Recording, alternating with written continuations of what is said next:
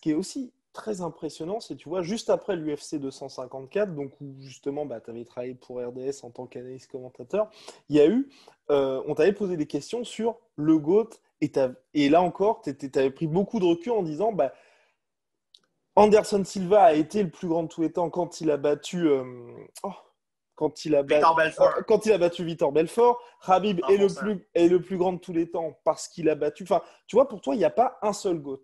Et j'étais assez surpris parce que c'est vrai que tu avais l'habitude de rendre hommage à Fedor et là, dans ton analyse des différents GOAT, tu n'as pas mentionné Fedor. Est-ce que pour toi, il y a aussi le fait qu'aujourd'hui, il y a peut-être cette culture de l'instant qui fait qu'on a tendance à oublier les très grands, les Gracie, les Fedor, qui font qu'on soit peut-être mal fini leur carrière ou qui n'ont pas été à l'UFC.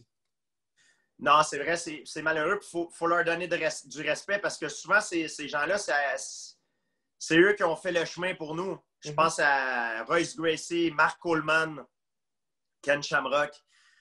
Pour moi, c'est des idoles, c'est des gens que j'admirais à l'époque. Et j'admire toujours d'ailleurs.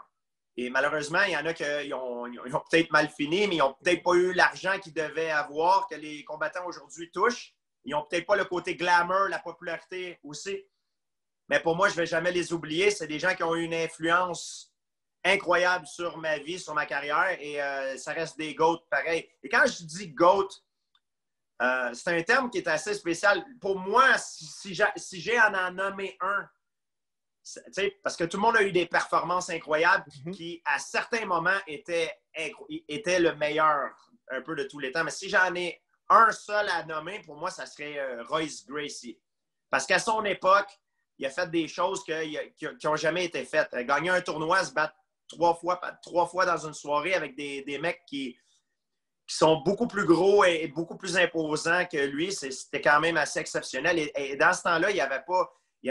C'était le côté, c'était un peu l'inconnu. Donc, je me souviens, je regardais le UFC à l'époque, je croyais sincèrement que quelqu'un était pour mourir dans la cage. Ça faisait extrêmement peur. Donc, les combattants avaient un courage exceptionnel de se lancer là-dedans. Puis les règlements étaient complètement différents aussi. Donc, pour moi, Royce Gracie, c'est le GOAT. Je sais que je vais me faire pointer du doigt. Ah, il change d'avis à chaque fois. Mais le GOAT, c'est une illusion. Mais pour moi, le meilleur pour moi du sport, qui a fait la meilleure performance donnée dans son temps, c'est Royce Gracie. Et c'est le Michael Jordan de notre sport. C'est sûr que si on le mettrait aujourd'hui à compétitionner dans un octogone, ça ne serait pas pareil. Mhm. Parce que comme dans tous les sports, les combattants, je crois sincèrement, les athlètes ont des meilleures performances aujourd'hui qu'ils avaient avant et ils vont en avoir des meilleures dans le futur qu'ils ont aujourd'hui.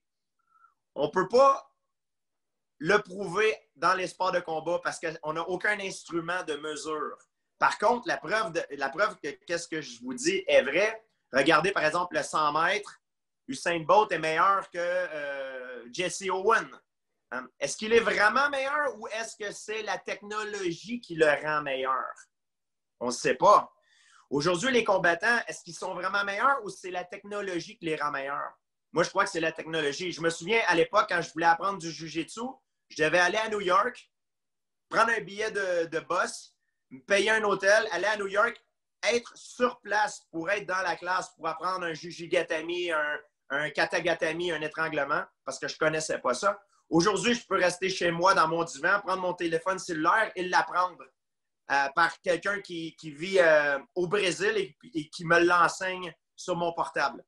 Alors, je crois que les connaissances, la technologie font en sorte aujourd'hui que les combattants sont meilleurs.